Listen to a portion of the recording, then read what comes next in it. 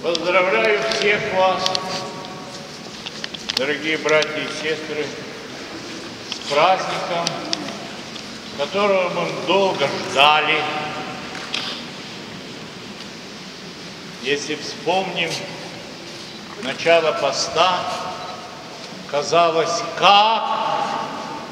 какое длинное поприще нас ожидает.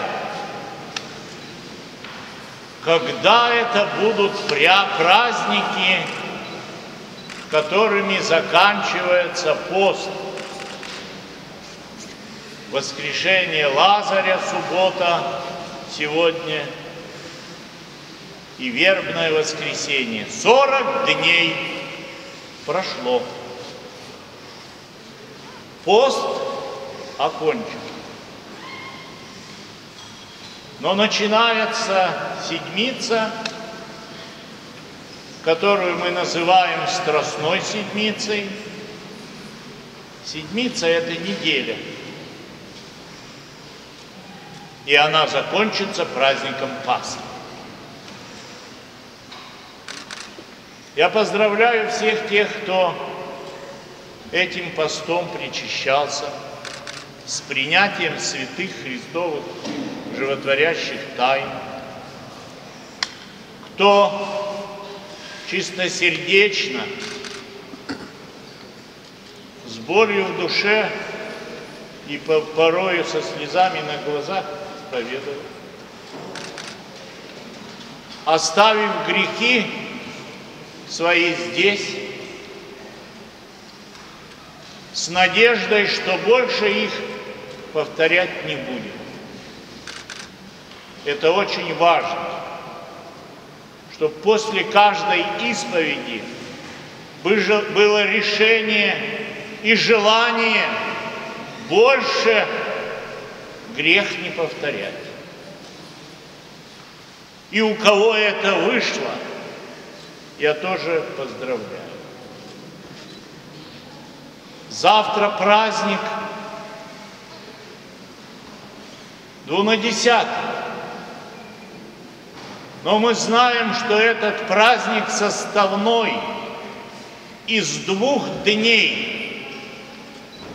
Не могло быть такого торжества входа Господня в Иерусалим без сегодняшнего дня, без этой субботы, в которую Господь воскресил 4-дневного Лазаря. 4-дневного – это 4 дня, будучи в гробу, смердил. И смрад этот уже разносился. И говорили, и Марфа предупреждала Христа: не ходи в гроб. А он говорит: отвалите камень. Иудеи осуждали, что он идет кощунствовать над покойником, а он заходит в этот смердящий гроб и говорит: Лазаре, гряди! И тот, обвитый плащаницами, выходит из гроба. Чудо, которого никто никогда не делал. До Иисуса Христа это не было. И уже люди поняли, что это не просто чудотворец и какой-то исцелитель, который исцеляет слепых, хромых, прокаженных. Это выше простого целителя. Это Спаситель, победа. Ведь весь израильский народ ждал вот этого победителя. И только победителю срезали ветви с цветами и бросали, постилали на пол. Но он не на белом коне, восседая, ехал в Иерусалим. И не руками махал, приветствуя толпу, которая кричала: «Осанна Вышних! Благословен гряды во имя Господня!» Он молча ехал на осле и плакал. Он знал, что эти люди через несколько дней будут кричать ему: распни, распни его, плевать и бить. И из этих веток голых сплетут бич и будут бить его. Он знал это, а они нет. Этот праздник из 2 дней. Люди и по сей день приветствуют и толпой бегут за победителем. За высоким начальником, возле него толпятся. Нет, никому не нужен бедный, нищий человек. Вот кумир, вот победитель, вот высокий человек, высокий пост занимающий, вот это да, к нему побежим. И по сей день мы такие. Но стоит только молва распустить слух, что это человек плохой, тут же будут камни брать и кидать в него. Таково человечество. И 2000 лет тому назад, и сегодня. Но не на это я хочу сегодня обратить ваше внимание.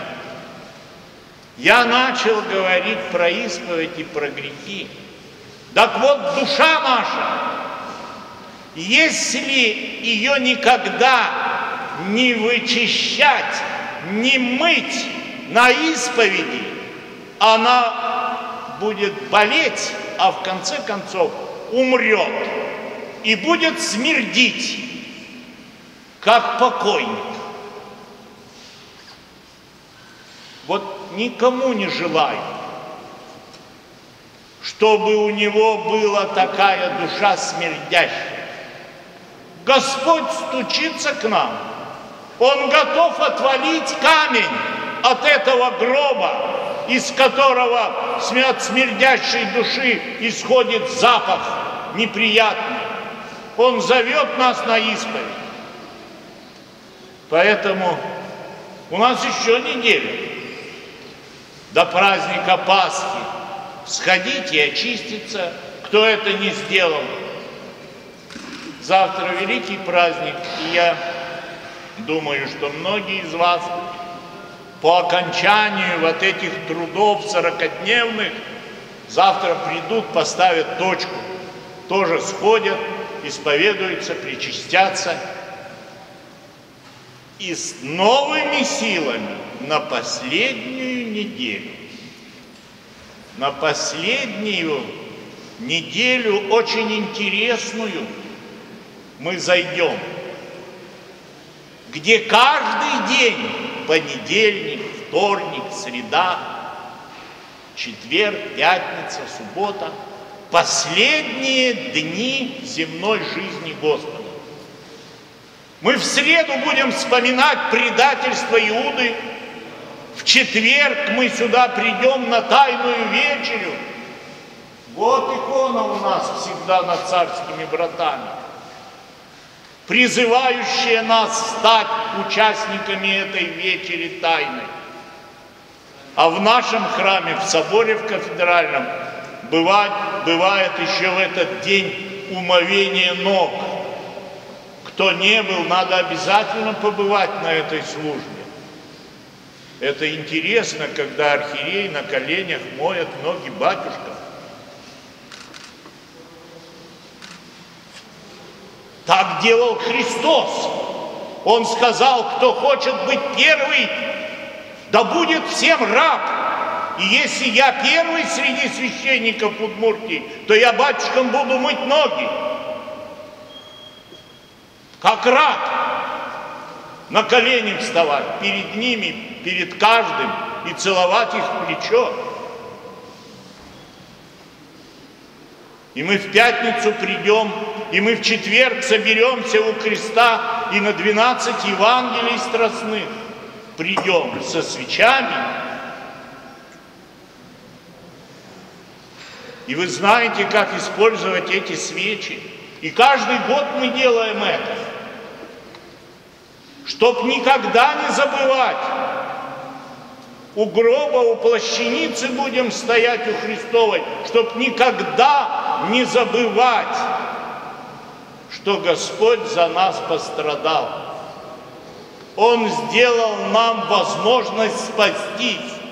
В сегодняшнем Евангелии днем, если кто был на службе, слушали, как Господь говорил Марфе. Она ему говорит: да разве возможно? Он же умер. И правда, у нас есть поговорка: мертвый не встает.